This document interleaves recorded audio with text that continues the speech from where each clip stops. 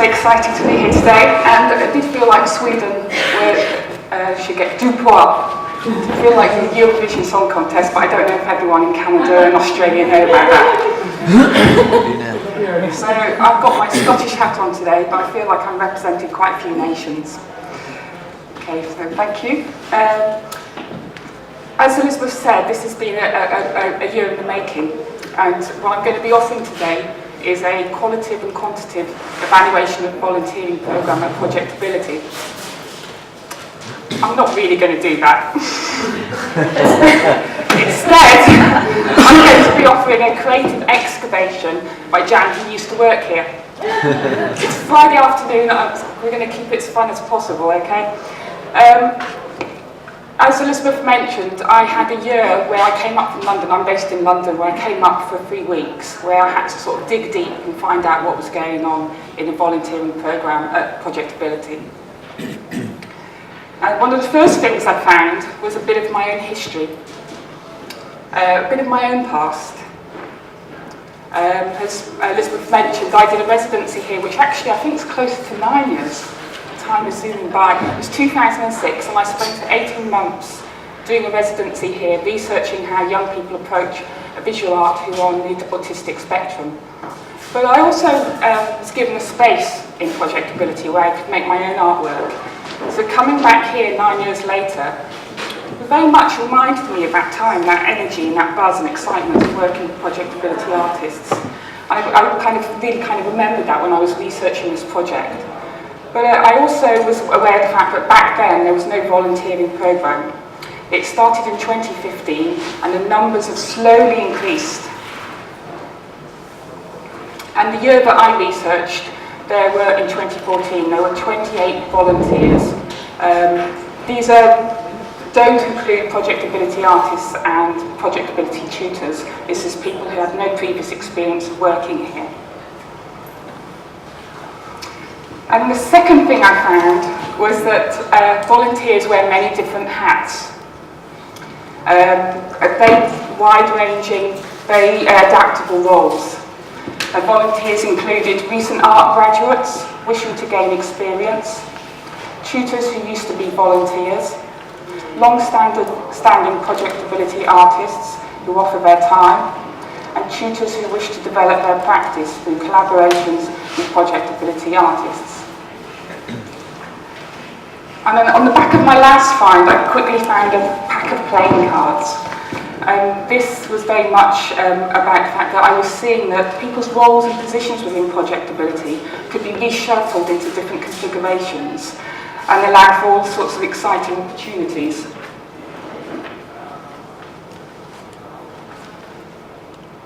And a kind of perfect classic example of that is the research room, the room in the corner here, where on day one we all saw a wonderful presentation by Jonathan Consuelo.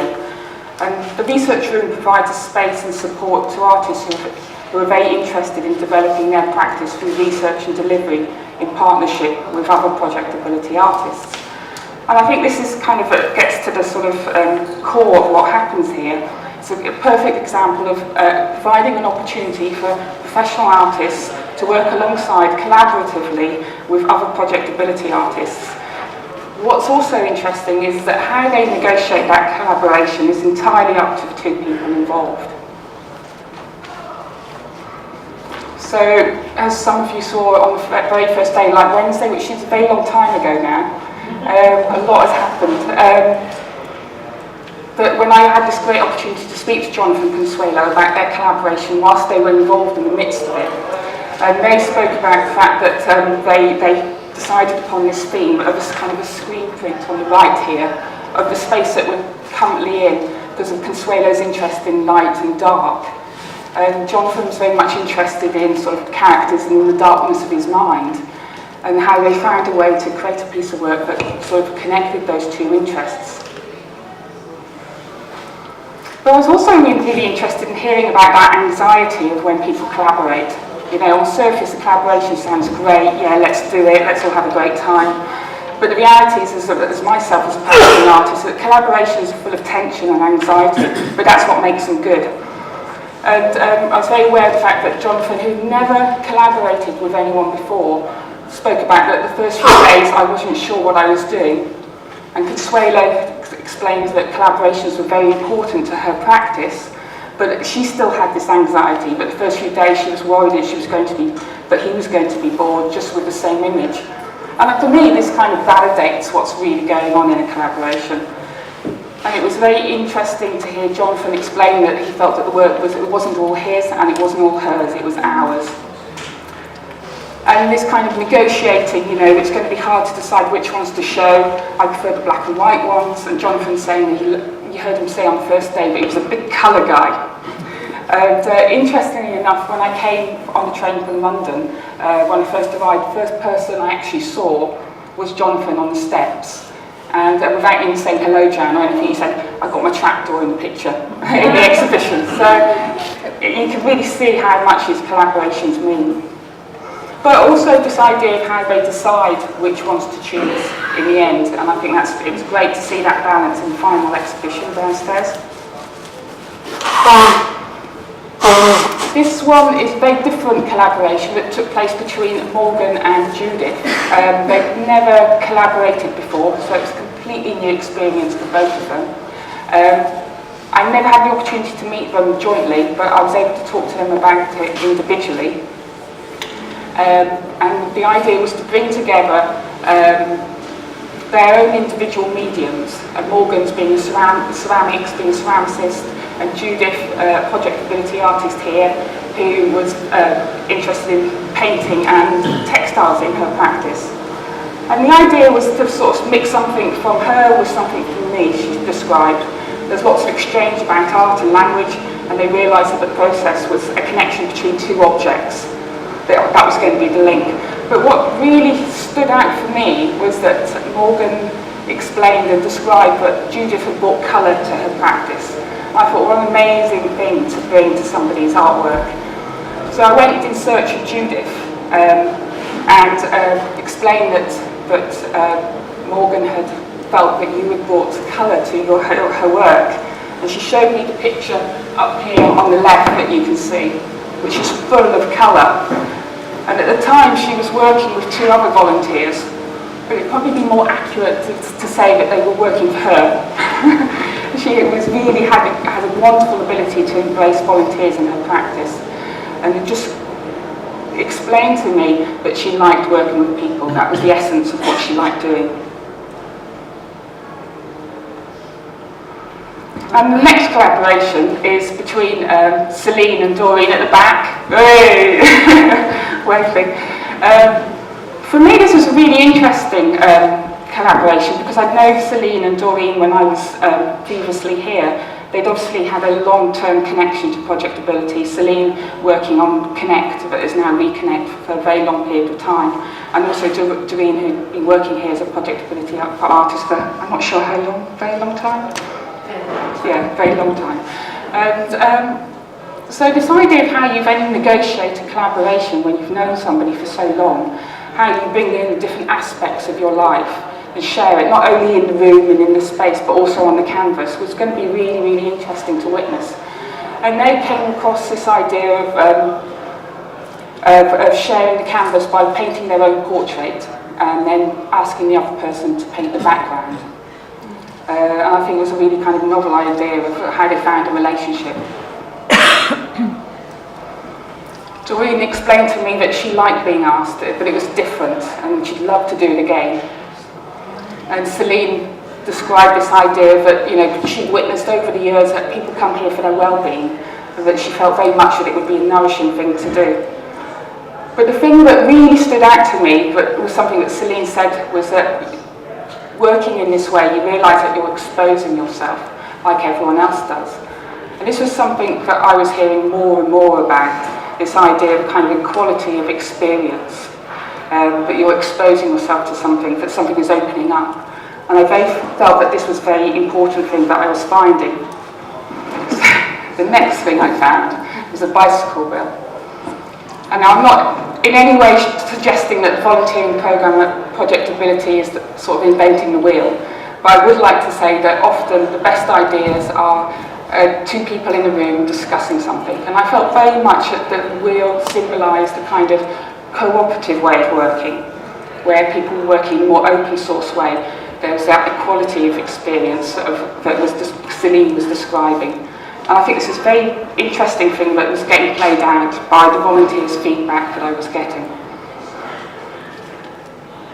One of the people who I got to speak to, one of the volunteers who previously started as a volunteer but then started getting paid work here, explained to me, art school is very competitive and all about the end product. Here it's about collaborations and is less judgmental. It removes hierarchy. It's what I think art's for. And I think this really gets to the sort of crux of the matter, of this idea that to remove hierarchy allows something else to happen. And so this idea began to form in my mind through the feedback from the volunteers that I was hearing, that there was a potential for a different way of working that was more kind of peer supported, that had a way of people sharing knowledge. And then the next thing I found, it's a good ditch, isn't it? The next thing I found was a sextant. And for those of you who don't know what a sextant is, it's a doubly reflecting navigation instrument. That's not something I get to say very often. Which measures the angle between two visible objects. And what I was beginning to hear more and more as well was this idea of artists at Projectability and volunteers coming to Projectability having the ability to reflect back their practice. This is Simon, who I think demonstrates this idea really well.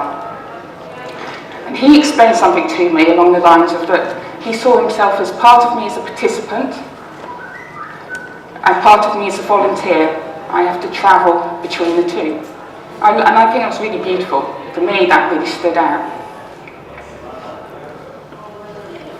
And during one of my trips up to Projectability, he was running an art discussion group, which was a peer support group, where artists at Projectability could talk about their practice, share it, reflect back, and also think about other artists' work that they were interested in. And on one of those days, they were running a screening of artist films like Richard Long, and also other artists like Sol LeWitt and Ava Hess. And one of the films they were showing was a film called Converging Lines. And I love this word, converging lines, as being a sort of perfect symbol for what was going on with the Projectability programme. But this idea to tend towards or approach an intersecting point, to come together from different directions and meet, to tend toward or achieve union or common conclusion or result. Kind of perfect way of thinking about what was going on.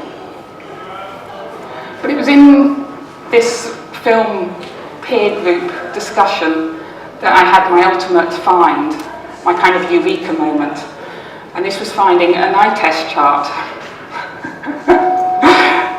And I felt very much that this was the moment that I was sort of seeing for the first time what was going on in the volunteering programme. This is a quote that I saw a couple of weeks ago that said, "Art and artists open our eyes. Visual art is a kind of cataract operation. Looking at the artist's eye creates an object that we in turn pay attention to." So I loved previously Sweden doing their bum exercise to train our eyes. That's exactly what I feel was going on with the volunteering programme. In terms of the Sol LeWitt and Ava Hess connection, people in the film discussion group, somebody asked Simon what was Ava Hess's influence on Sol LeWitt's career. And this was the moment that I went home and researched it and realised there was a perfect, beautiful connection and synergy with what was happening here. I'd just like to read a very short amount from a letter that Sol LeWitt wrote to Ava Hess. "Just stop thinking, worrying, looking over your shoulder, wandering, doubting, fearing, hurting, hoping for some easy way out. Struggling, grasping, stop it and just do. Don't worry about cool, make your own uncool. Make your own world. If you fear, make it work for you. Draw and paint your fear and anxiety. You must practice being stupid, dumb, unthinking, empty. Then you will be able to do. Try to do some bad work. the worst you can think of, and see what happens, but mainly relax and let everything go to hell. You're not responsible for the world, you are only responsible for your work, so do it. And I felt that this was exactly what was happening for the volunteers. Recent graduates who had left art school, had lost their way a little bit in terms of that's an inevitable part of leaving art school, and that what was happening at Project Ability, that it was providing them with a dialogue and environment to do. And this was being very much played out in the feedback I was getting from the volunteers. I'm an overthinker, and sometimes I don't just do it. I see people go for it, I go home and say to myself, maybe I should be doing that. Here it's do it and make stuff, whereas I can spend weeks not doing anything. Here you're reminded of being a visual person and just doing it. There's more creativity here than I've ever seen. People just do it. And in my studio, it's hard to make things come out. But here the art flows out and people just do it. So there's a kind of overwhelming evidence here of what's going on. This kind of Saul the Wit Ava Hess effect that I like to think of. And this kind of ideas was very much kind of confirmed by when I asked the volunteers how did they feel when they started working here. So many of them describe this idea that after school you don't have anywhere to go. I wasn't sure when I first started volunteering here, I felt out of my comfort zone. It's been really good, but in the beginning there were challenges. The first week in the research room was difficult. I felt I was being tested, and it takes a while to settle in. When I started here, I was nervous to begin with. So all this kind of anxiety to start off with. But then as I embarked on the journey of volunteering here, you could hear a change. Coming here makes my life feel balanced. It's cyclical, because when I leave, I feel inspired. Coming here gave me structure. My confidence changed. This is for me. It keeps me involved in the arts. It's very free and open. And it's made me think of things I've started but not forgotten. So this real kind of transformation was really powerful to hear.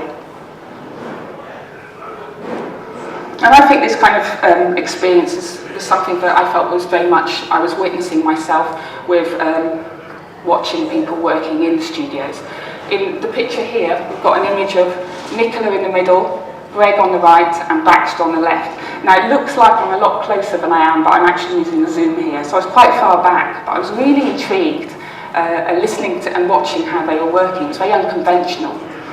And I knew this was kind of a quite exciting little project they were doing, so I was just trying to watch from afar. Nicola explained to me that she pitched it to them as an experiment based on these home methods of printmaking by Emily Azir, the Kitchen Lifo, where you kind of wash off vegetable oil or with Coca-Cola, or it's the other way around, but it's all kind of alchemy and experimental. And it was just great watching them working in this way. I could see the energy and the risk-taking. And I could hear them saying, you know, this is where it went wrong last time, this is great, this is an experiment, and if it goes wrong again. And before you know it, I could hear them saying, having conversations about the art school burning down. And I love the fact that they had equated risk with art.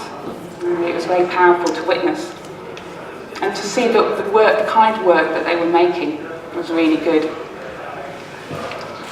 But when I spoke to Nicola afterwards, when the session had finished, she explained that the first thing she saw was Greg just getting on with it, sticking stuff down, not worrying. I found I've got so much back. We've been learning together. I'd be interested in doing a collaboration here. It would help to break down my barriers and anxiety around making art.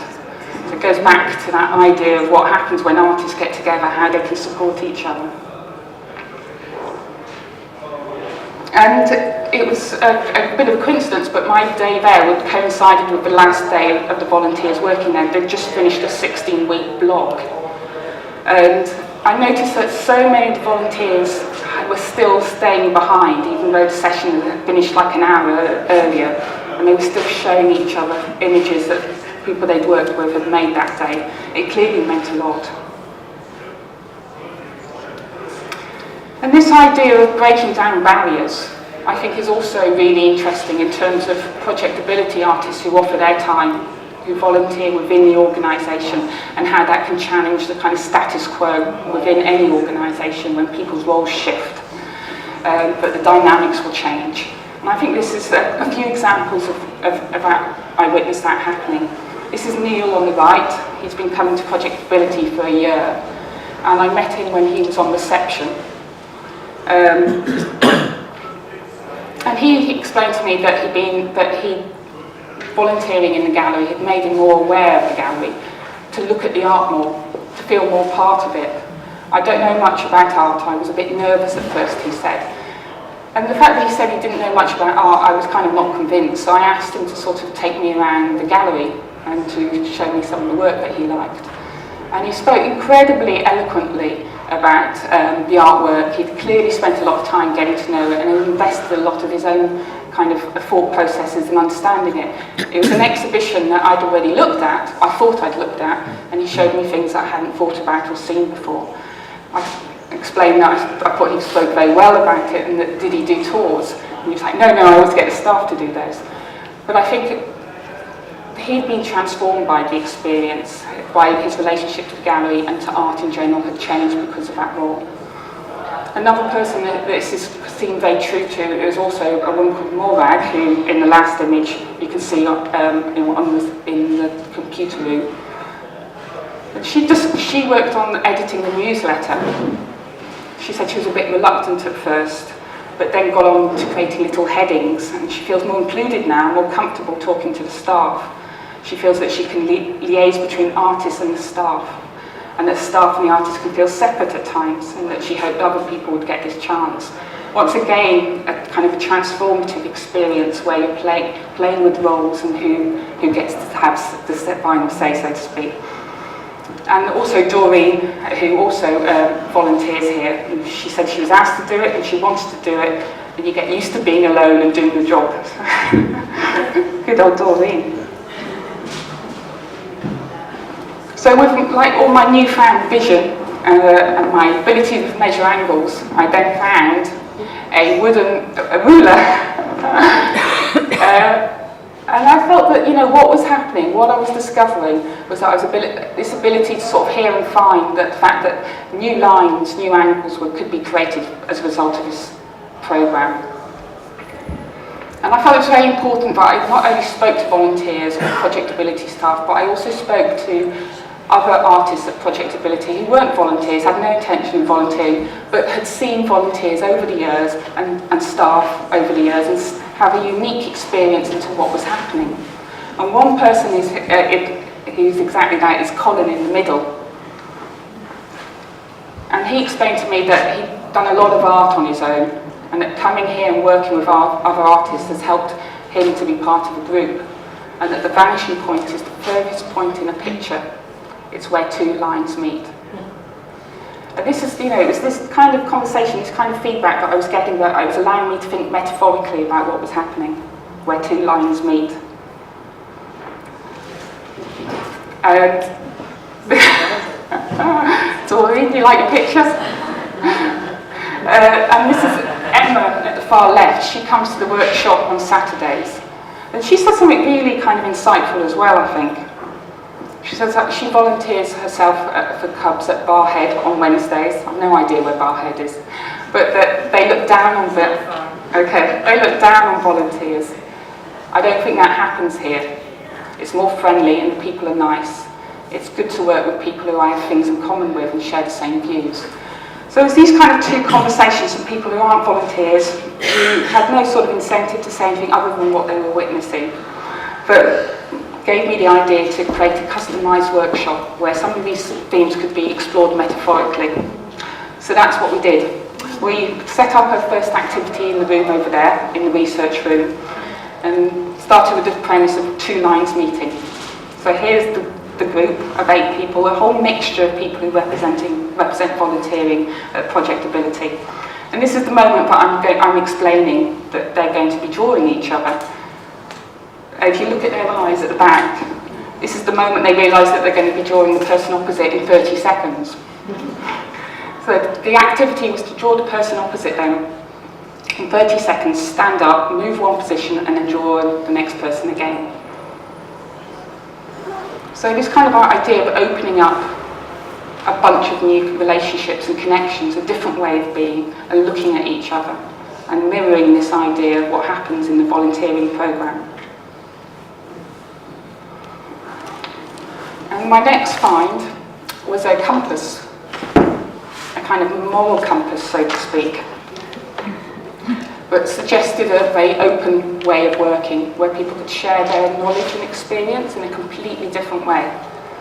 So in the workshop, we set about trying to design how that would look. We used a line marker, and we're actually in this space now, where we're sat, and started to sort of plot out what would happen if we worked in a more cooperative, decentralised way. What would be the connections that we could design? And this is what we ended up designing in a very super short amount of time. A whole new bunch of opportunities, a myriad of avenues that we could go down.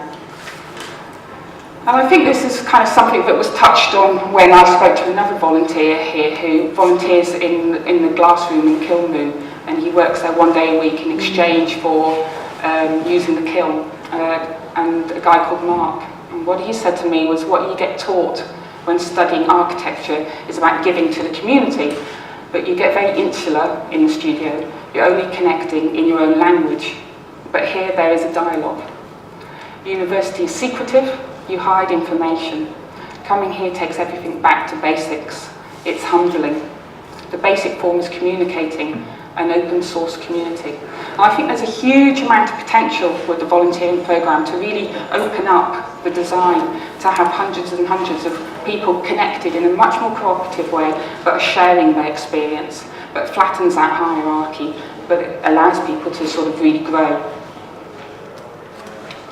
And we weren't satisfied with that, so we carried on with this idea of trying to sort of illustrate what takes place here. We wanted to acknowledge the fact that, Project Ability, like virtually every arts organisation, have a clear hierarchy. We weren't sort of, pretending that wasn't the case. But at the same time, acknowledging that, and still playing this idea of vanishing points and where lines meet, and think about how we could sort of subvert or create a new way of being within an organisation, where roles are interchangeable, and people can move and be fluid and be the people that they want to be. I'll do that again because I love it.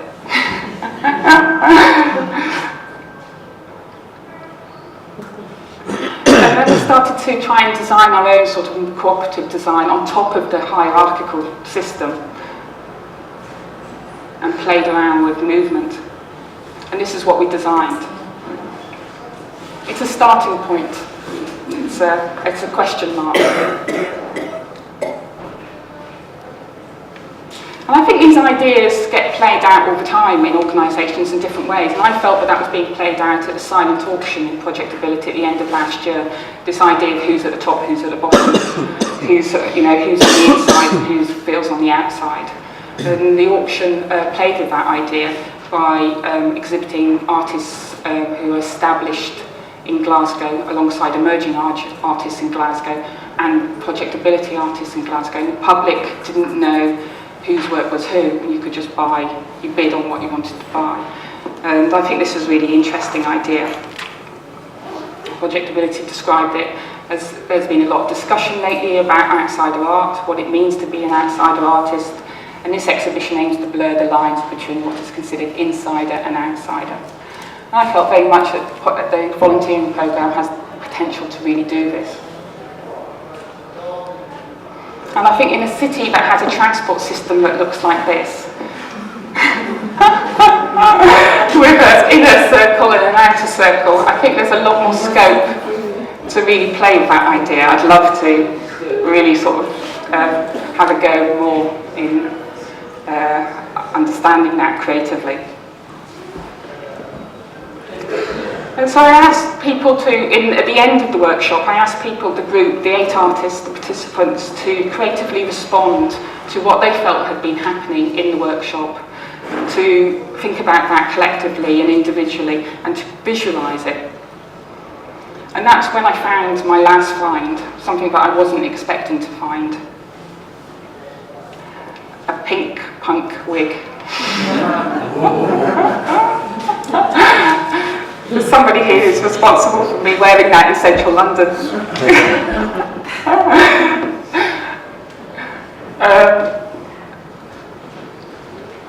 This is Sally with her picture of pink punk wigs, and I'll try and do it justice. She said, "My pictures of heads joined together with punk hair.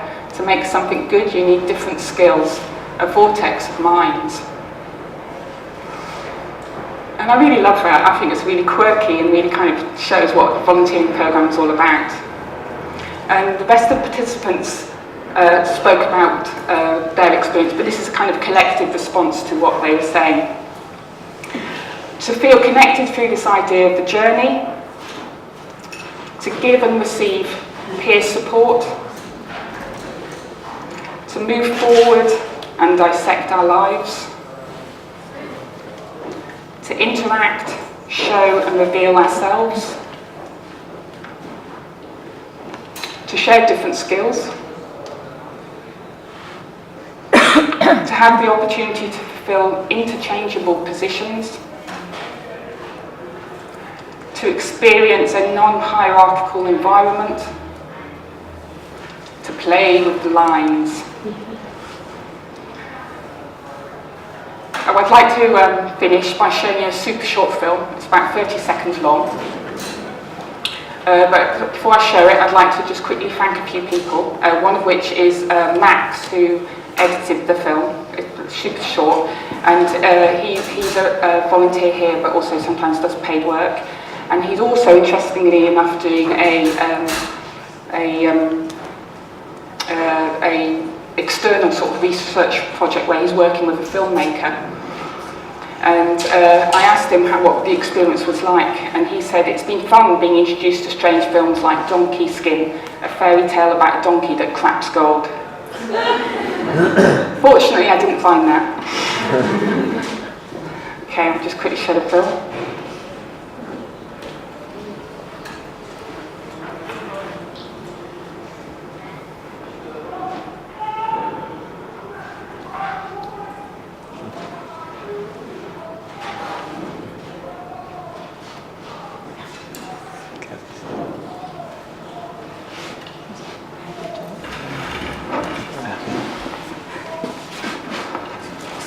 So this was taken during the workshop. We were able to fix a camera at the top and film some of the activities.